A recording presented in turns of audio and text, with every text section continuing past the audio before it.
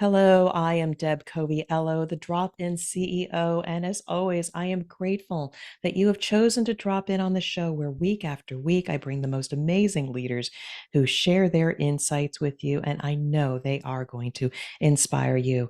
And just know I share this content with you because I sincerely care about partnering and providing excellent resources to the C-suite leader to navigate challenges with confidence. And this week, I am so excited to introduce to you Tony Ulwick, who is the pioneer of jobs to be done theory, the inventor of the outcome driven innovation process, and the founder of strategy and innovation consulting firm Strategyn.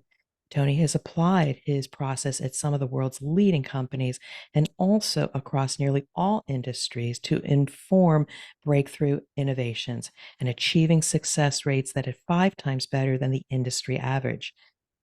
Philip Coulter calls Tony the Deming of innovation and credits him with bringing predictability to innovation. Published in Harvard Business Review and MIT Sloan Management Review, Tony is also the author of bestsellers What Customers Want and Jobs to Be Done Theory to Practice. Tony, it is my pleasure to welcome you onto the show.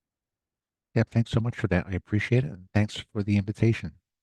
So, to my listeners, I am so excited about Tony. First of all, I don't have many people that talk about innovation. So, I have been bringing more and more people on for innovation, breakthroughs, AI, new technology, because I want to be able to be that go to resource for experts that can help you navigate your challenges with confidence.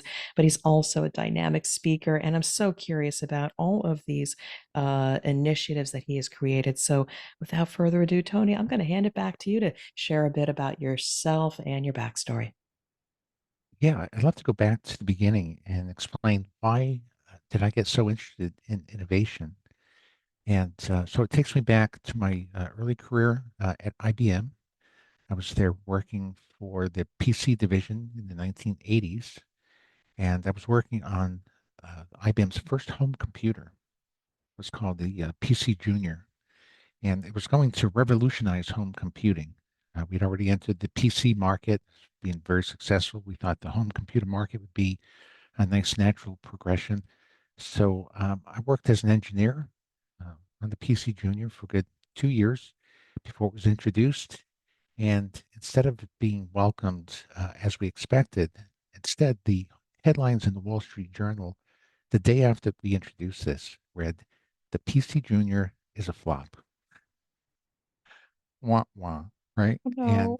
And unfortunately, it was. It took us about a year to really come to grips with the fact that we produced a product that people didn't want. It turned out to be about $1 billion failure. And I thought to myself, as an engineer that worked on this so hard, how could we have spent so much time and money on a product that nobody wanted? And I started thinking about, and the other thought I started thinking about is how did the people in the Wall Street Journal recognize that so quickly, right? The very day after we introduced the product, they're saying it's a flop. And clearly, they were using some set of metrics to judge the value of the product that we didn't use to create the product. So there was some mismatch there. So I started looking around at IBM to see who was doing the research and how was it done. And turns out that we really didn't have a good process for innovation. It was more technology driven as opposed to customer driven. And I realized it wasn't just IBM that had that problem. All companies had that problem. And it's not only true that they had that problem in the 1980s, many of them have that problem still yet today. So it got me very interested in thinking through how can we innovate in a way that's more predictable? How can we create a concept that we know will win in the market before we start developing it, not find out after we launch it that it's a failure. So that set me down this learning path. I spent my last 5 or 6 years at IBM studying different innovation techniques, like voice of customer was new, and the house of quality, and conjoint analysis, and nice ancient tools like that, still in use today. But I realized that there really was no innovation process. People were just cobbling together different techniques that were created in different paradigms that really just didn't fit together. It didn't make any sense. So I was trying to come up with a different way, a better way, an end-to-end innovation process that companies could use to mitigate risk so they could avoid PC Junior fiascos. Amazing. And I'm sure there's a lot more, but I appreciate the pause. I am already thinking of people to introduce you to who are in the innovation space because your voice needs to be heard. But what I'm taking away from this so far is that when you talk about, we put something out to market and then it was a flop. I'm wondering then what were the inputs into the process. So I'm wondering if that was part of your journey or self-discovery of like what are the inputs that we need, or your own model to be able to innovate and meet customer expectations. Debbie, you just hit the nail right on the head. That's exactly it. We're both And what is engineers, though. what are you need good inputs to have the right outputs, right? So what are the right inputs to ensure that you can conceptualize a product you know is going to win before you start developing it? So this goes back to the quote, you might have heard it before from Theodore Levitt, who said, people don't want a quarter-inch drill, they want a quarter-inch hole. And that was written back in 1962, and I had seen that quote a million times, but in the late 1980s, it occurred to me that we don't have to study the quarter-inch drill and figure out how to create a better drill. There's an option here, right? We can study what the customer's trying to get done. Like we can go study the process they're trying to execute. And that's really when I got excited because as an engineer working on the manufacturing line, you always think about processes. How do you improve a manufacturing process? Well, you help get it done faster through automation. You reduce variability with statistical process control. You reduce defects with Six Sigma thinking. And, and I thought, well, why don't we just study what the customer's trying to do as a process and apply all those same techniques? So instead of doing it internally, let's focus externally at the customer to figure out how do they measure success when they're getting their jobs done, when they're using the product for this underlying purpose. That's when it all clicked. I didn't know if it was possible to do that. I didn't know if it was possible to collect those inputs, if customers could state them, how to organize them, or anything else for that matter. But it turns out that those statements, now we call them outcome statements, customer desired outcomes. It's what they want to achieve and how they measure success as they go about and get a job done. And we do this all the time in our personal lives. Let's say you're cooking a meal. There's metrics that you're using to judge how well you did and how well things are going. Like if you say, well, I cooked the food unevenly, that's a negative outcome, right? You want to minimize the likelihood of unevenly cooking the food, as you would want to minimize the likelihood of overcooking it or undercooking it. You may want to minimize the time it takes to portion out the foods, minimize the likelihood of overportioning some versus the other, minimize prep time.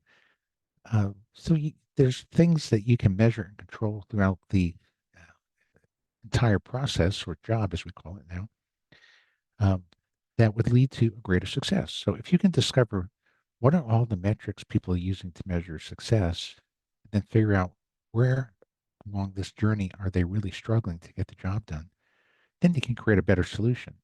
So instead of creating another drill, maybe you're creating some other product that can create a quarter-inch hole better than the drill can create the quarter-inch hole. Yeah, I mean, I want to dig deep into your methodology because you're singing to the choir here, and we're going to geek out here a little bit because obviously I'm a lean black belt, a Six Sigma black belt. I do know how to reduce defects and make things better, faster, cheaper. But, the key word is outcome because also, again, geeking out the SIPOC, suppliers, inputs, what's that process you're trying to improve, and what are the outputs or outcomes, and then what is the customer? even in your example, is it the right temperature? Is it cooked evenly, et cetera? Yes, you can say, okay, we can check the box. We've got all the right output or outcomes. But at the end of the day, it's the customer that's the judge because maybe it's still not a good experience. Maybe it doesn't taste right. Yes, maybe you cooked it the right way. You really, really need to put yourself in the shoes of the customer and look backwards because maybe even you think you have the right outcomes, but maybe it's more about the experience. So again, it does definitely need a deeper, deeper understanding and then reverse engineer what is it that the customer wants. But I would love for you to go deeper into your methodology because again, singing to the choir, but I want to learn more. Great.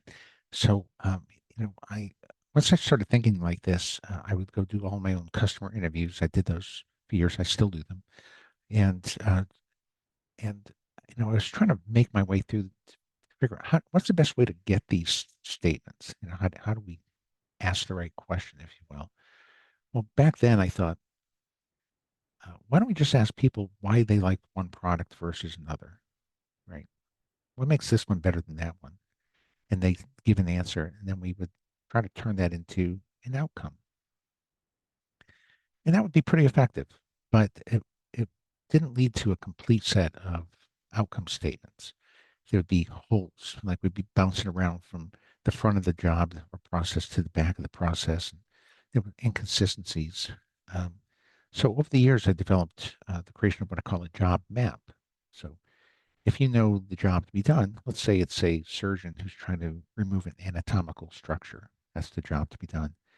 Then what steps do they go through to get the job done? So I think about these as high level steps. Like they have to decide where they want to initiate the incision. Then they have to look through the pathway to see how they're going to navigate to the structure. And then they have to clear barriers to the structure. Then they have to navigate to the structure and then remove the blood supply. Like they're following a process of what they're trying to do. Now they may do it in 20 different ways in solution space, but they're all trying to do the exact same thing in problem space. Right? So this is the key to success. It's understanding not what are they. It's not a. We're not creating a process map. Like we're not deciding, hey, what am I doing now in solution space? We're creating a job map, which is to understand what they're trying to do in problem space, independent of solution, stable over time. Right. So that framework, we talked about it in an HBR article back in 2008, where we introduced the job mapping concept. But what it allows you to do is then dig deeper into the outcomes. Because now we can go step by step and say, okay, in step one, what's the first thing you're trying to accomplish? And then what are you trying to accomplish next? And is there anything you're trying to avoid? Yeah, I want to minimize the likelihood of overcooking the food, right? Uh, and so you can go step by step through all the entire process. This takes hours, but not years, right? It's knowable. It gets over these issues, and you may have heard this before. The issue that customers supposedly have latent needs that they don't even know they have. Have you heard that concept? And it ties back to um, Henry Ford saying, if I asked them what they wanted, they would have said a faster horse. Well, a lot of people walk away from that thinking, well, if customers don't know what they want, why should I talk to customers about what they want? I should just come up with the solutions and see if they like them. Well, that's where this ideas first, concept came about. That's why IBM and companies like that followed that approach and they fail, right? So when you think about customer needs through this jobs to be done lens, people know what they're trying to achieve. They can tell you. They can say, yeah, I want to minimize the time it takes to create the right portions of food, right? They know this. They're thinking about the stuff as they go about get these jobs done, especially in the case of surgeons who perform these same surgical procedures day after day. They dream about this stuff. They know exactly how they're measuring success as they go through the entire process. And what we're looking for is statements that help us get the job done better. And by that, I mean faster through, like on manufacturing, through automation, right? Mm-hmm. More predictably, like through statistical process control, and with zero defects. So when you add it all up, you're laying out outcomes that are standing in the way of perfection, if you think of it like that. And a completely satisfied customer would be one devoid of dissatisfaction. So we're removing everything in the job that they're struggling with until they can get the job done perfectly. Yeah, what I love about this approach is that, we talk about job aids, like we're going to say, here's your work standard from A to Z and do not deviate. But when you talk more about a job map, it's a little bit more encompassing because we can be very prescriptive about what are the tasks needed to get to a particular outcome. But getting a job done is a bit differently. And if I get this right, it's more about what is the outcome we're trying to achieve? And yes, there is a prescriptive way of getting there. On the other hand, sometimes conditions change that aren't necessarily qualified in what we're doing. So knowing what the job is, and if the conditions change, like all of a sudden, if he's got a bleeder while he's on the operating table, you can address the condition in a certain way to still be able to progress with the task at hand. So it leads into helping people with a little bit more critical thinking because we have to keep in mind what is the outcome we're trying to achieve and be able to do some judgment with respect to the conditions because things change, pandemics, economic conditions, supply chain issues, conditions may change, but you still have to have your eye on that, how we do it and where we're trying to go. So really, really appreciate that. You should be talking to every innovative product development center because I'm actually in one right now. I've been in some others, and while we can say flops are opportunities for learning, but um, you should be part of every product development. How are you reaching all these things? I mean, what your thoughts here, and I know there's some other ideas here. How do you connect with more of these innovation hubs? I mean, I would love to connect you with more of them so that your understanding and your teachings can be incorporated into their ways of working. Well, we've done a lot of publishing on these topics, so that's available. But Uh-huh. most of our clients are Fortune 500 companies, Okay. and yeah, startups generally can't afford us, um, but we do offer the process to them. Like we're not hiding it. They can Hmm. go try to apply it themselves, and some do, and they're Okay. successful at it. We hear stories all the time of companies picking up the book and going through it and learning how to apply it. Just being outcome driven instead of product driven is a big mindset shift. It Knowing is. what the job is the customer's trying to get done is a big deal, right? So you can make great progress just by picking up little pieces of the process. And one key component in the process too is once we know all these metrics that people use to measure success, we want to quantify them to see which ones are most underserved. So this is where we rely on quantitative research to tell us, all right, how important are each of these outcomes? And then how well satisfied are they when you're executing the job? So if an outcome is very important and the difference between the importance and satisfaction is great, we're going to say that's an unmet need. So we generally go out to 300 or more, up to several thousand people and ask them to take these surveys and we extract that data. And all we're trying to do here is define our market as a group of people getting a job done, define all their needs and figuring out which are unmet. Mm. It's marketing 101, right? We want to know what are the unmet needs before we start coming up with the concept.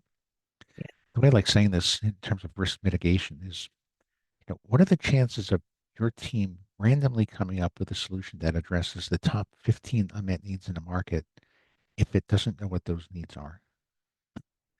And the answer, of Yeah. course, is near zero, right? It'd be pure luck. But what if your team knew the top 15 unmet needs in the market?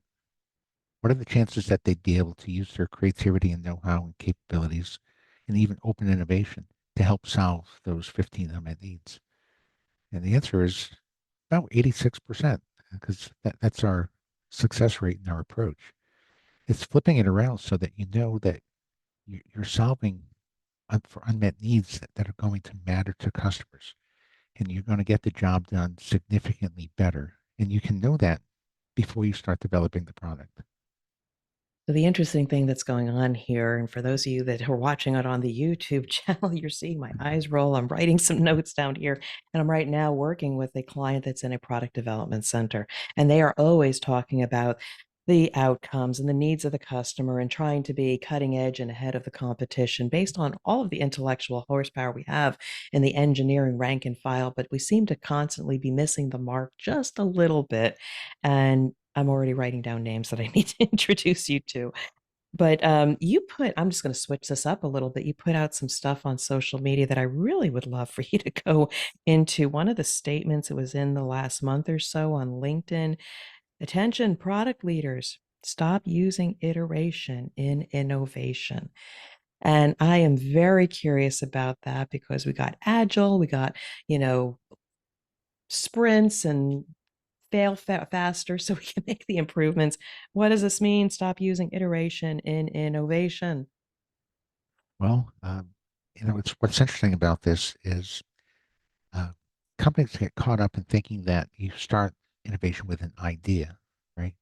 And then you go prototype the idea, you go talk to customers, get feedback on it, and you come back and redesign and so on. So what's happening here, in the simple example, is companies are conflating the front end of innovation with product development. And they start developing a product before they know if it's worth developing. It's the IBM thing, right? Why come up with a solution that doesn't win in the market and go develop it? You'd want to know well in advance that it's going to work. So companies don't do it that way. They like the fail fast. They like the experiments. They like the iteration. But what they're iterating on is what the product does. They're iterating on the product concept in development. That's wrong. What we're saying is you want to iterate in the innovation process, right? You want to identify the top 15 unmet needs in your market, come up with a solution that you know will best satisfy those 15 unmet needs. That's the output of the innovation process, a concept you know is going to win in the market. Then you go to development. That's where agile comes in, right? Go design. You want to experiment in your design? Sure, that's fine. But you're not experimenting on what the product does. That's already been fixed up in the innovation process, right? Now you're iterating on how do I make this easier to use and to install and set up and interface with and maintain and upgrade. But people aren't buying the product so they can maintain it and upgrade it, right? They're buying it to get some core job done.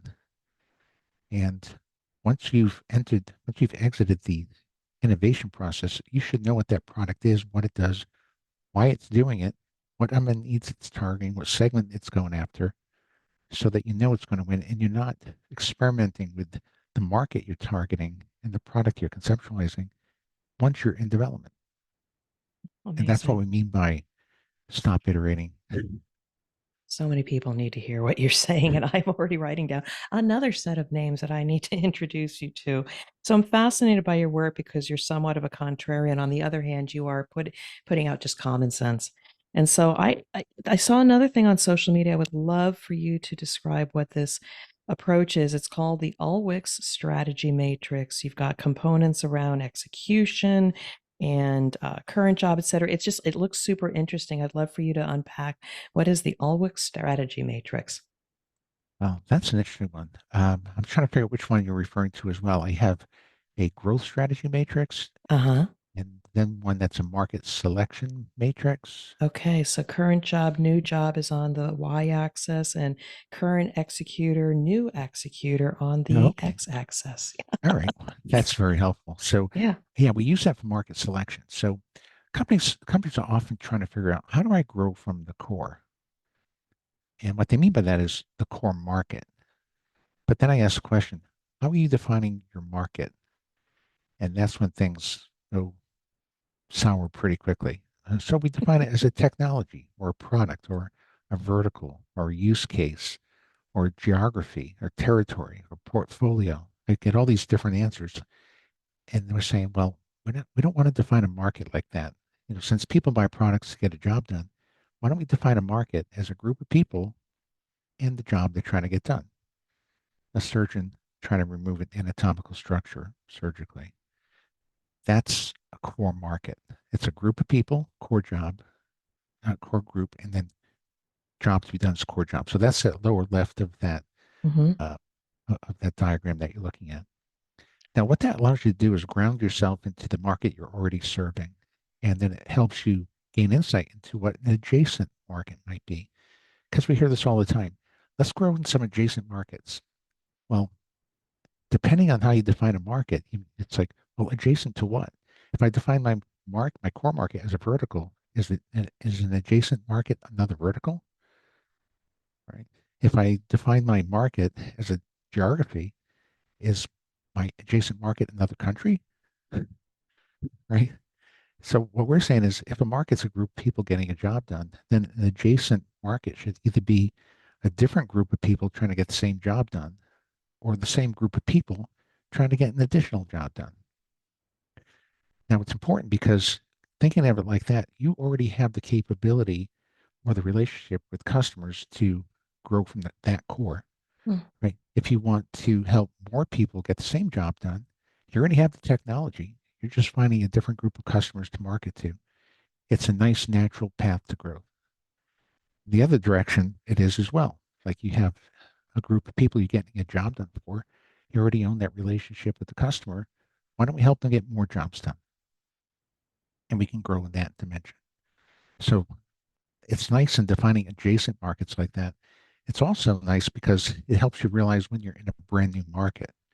Because if you're targeting a brand new job executor with a brand new job, you may not have the capability to succeed in that market, right? And you got to pick very carefully. And I see many companies make the mistake of thinking they're in an adjacent market, and they're actually in a new market, and they end up failing because they don't have natural capability to make that logical move.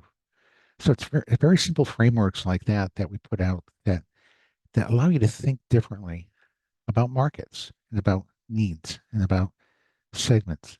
But when you start seeing through that lens, it just changes everything, right? Just like it changed the way you think about an adjacent market. I'm fascinated by this. And again, this reaffirms I will make a few introductions. And again, to my audience out there, if this is you, or do you have somebody in your network that may be struggling from a product development or innovation perspective, please reach out to Tony. But we're not done yet. Love the theory. Again, I'm geeking out on the theory here. I understand it's very relevant and related to some of the work I'm actually doing within a business right now, outcome, risk-based thinking, et cetera. But I want to bring it down maybe a little bit practical. I know you've worked with so many clients, but is there one that you're particularly proud of that you have been approached to help their innovation, product development process? And what was the impact of that? What was the outcome of the work that you did? Well, we've worked with some more of the secretive government agencies, which I found very exciting, but I can't talk about that. Of course. However, I'll go back to one of the very first projects I worked on that really got me excited, and because it proved out that the model worked. And it was back in the 1990s. It was with a company called Cordis Corporation. They make angioplasty balloons. Their market share had dropped to about 1%. They were getting beat up by Guidant and some others, and they were on their last legs. They needed to come up with a new product line. So they were right down the street from me. I live in South Florida. They were down Coral Gables, and I went down, met with them, and explained to them how this was going to work and how we could come up with a product set that would win. What was interesting is at that very moment I was there were some nurses in the side room, and they said, "Can you go into them? Just talk to them like you're going to talk to customers, and and ask them about how to make a better product." And I said, "Well, what product?" They said, "Well, the sheath introducer." I said, "Okay." So, not knowing what a sheath introducer even was, I went to the room and started asking those questions. What makes one sheath introducer better or worse than the other? And started extracting outcome statements. Oh, so you want to minimize the likelihood of going in a branch vessel when heading down a tortuous, path or something. And so we wrote all these down. Took about 10 or 15 minutes.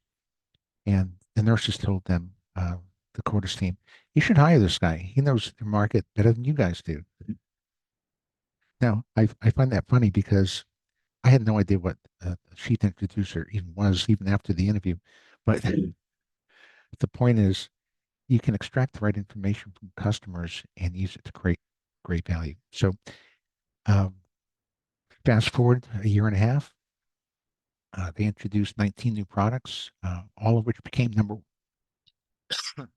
excuse me, all of which became number one or two in the marketplace. And their market share went up from about $8 a share to 108. Um, they were also working on another product in the lab um, that addressed a very big unmet need, which was minimize the likelihood of restenosis or the recurrence of the blockage. It had a very high opportunity score. And we said, you need to double, triple down your resources on this and be the first to market with a product that addresses that.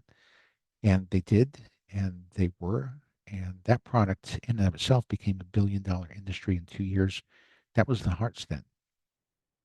Mm. They were lucky enough to be the first to market with that product. They also put patents around their stents called drug-eluting stents, which weren't possible at the time they put the patent on, but they soon, soon after that were possible.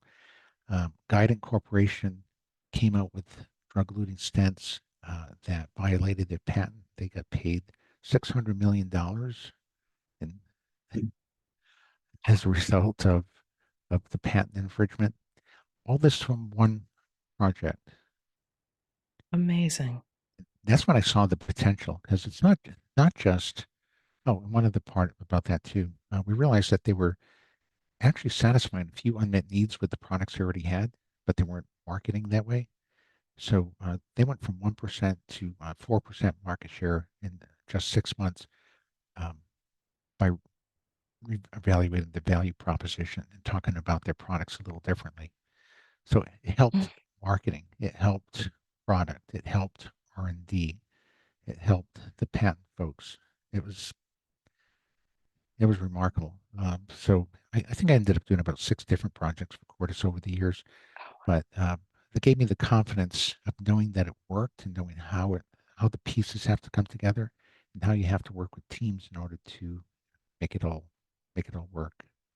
One of the things that's inspiring for this that I wanted to pull out for my audience was the fact that you were newish in your work and had the opportunity to work with a smaller company, but you were brave enough to say, I don't know anything about this, but I am gamed because you had a set of questions because you had a greater understanding of what the outcome would be. And I just, advocate for everybody out there that if you have just a unique perspective, a unique set of questions that you could ask or a framework, don't be afraid to try it out on a early adoption or a user group that is friendly to just share with you their thoughts and allow you to evolve this unique thought or approach, or in his case, a set of questions to then bring that back to the team. Now, it may not be liked by everybody because some people just like to do things the same old way, but have the courage, have the confidence that you might actually have the next greatest thing to offer to people as in terms of an approach to solve greater problems. So again, kudos to you for having the courage to say, I don't know anything, but I'm going to give this a shot. Thanks, Devin. That really is good advice. Yeah, so I just want to give you an opportunity a little bit before we jumped on here. You also said that AI was an important topic that also came into this innovation space. I was wondering what are your, important thoughts around this when it comes to innovation and AI? Well, AI, just like digitalization, just like Internet of Things, just like blockchain, is a technology, right? That companies can use to help people get their jobs done better. And we see a lot of AI initiatives go off the rail for the same reason product initiatives go off the rails. They don't satisfy a need. They don't start with the outcomes in mind. What we see a lot in the AI space is, or companies trying to apply AI, they say, what data do we have? They start there. They start in solution space, right? What data do we have and what can we do with it, right? As opposed to saying, what are we trying to answer for our customers? What data do we need and how do we get it, right? And just flipping around, it's the same thing we've just talked about. Instead of ideas first with products, it's ideas first with AI, right? Let's not go with the iteration. Let's not make all the same mistakes we make with product innovation. Uh, let's start with the outcomes in mind. So you could even pick any market, remove an anatomical structure, look at all the outcomes that surgeons use to measure success. Then you can go look at each outcome and say, can we solve this with AI? How about this one, this? And you may find 10 or 15 or 20 outcomes that you could potentially solve with AI. Well, that becomes your AI strategy. Now you're focused on things that you know are important and underserved to customers. And if you spend the time and effort to invest in AI to help get that job done better, it's going to be a well-received initiative as opposed to a failure. Yeah, I so agree with this, and it resonates with a project I had where I was responsible for merging an acquired plant. And when we went into a brainstorming session, because I'd never done this before, one of the things we drew up on the board was the different silos and the different organizations. And then we drew a big line around it that it was kind of amorphous in form. But at the end of the day, we wanted to take siloed entities and create a framework of one. That was the outcome. We wanted one robust engine and Yeah. make an organization work as one, same processes, et cetera. And I went in with that approach. All other people, while they were bringing them on supply chain operations, et cetera, I was focusing on quality. It was more about how quickly can we get them on the ERP system and the tactical execution. So it was about getting them on the ERP system. Yes, tactically necessary, strategically important, but I was also about how do we create a robust organization that's better in service to our customers. That was the greater outcome. The platform happened to be just one of the tools in the toolbox. So people think about the outcomes of what we're trying to achieve is the greater thing, and then engineer in then what are the tools and the processes and the strategy we need to achieve that. So love the conversation, Tony. And I want so many people to connect with you, especially those in the product development and innovation space. But I want to bring this gently to a close, even though I know you are a wealth of knowledge and impact. Um, please share with us any last closing thoughts for our audience and how people can connect with you. And by the way, please connect with Tony. Yeah, sure. I'm easily reachable at Ulwick, my last name, Ulwyck, at strategyn.com. You can find me there. You can download our book, Jobs to be Done, Theory to Practice, at jobstobedonebook.com with hyphens in between. Um, and there you can get a free ebook or free audio version of the book as well. So that's a great place to start learning more about outcome-driven innovation. Tony, you've been an amazing guest. Thank you so much for dropping in. I value what you shared with my audience. It was exceptionally interesting and also very innovative. So I just want to say thank you so much. And I want to wish you well and continued success. Oh, thanks so much. I appreciate it.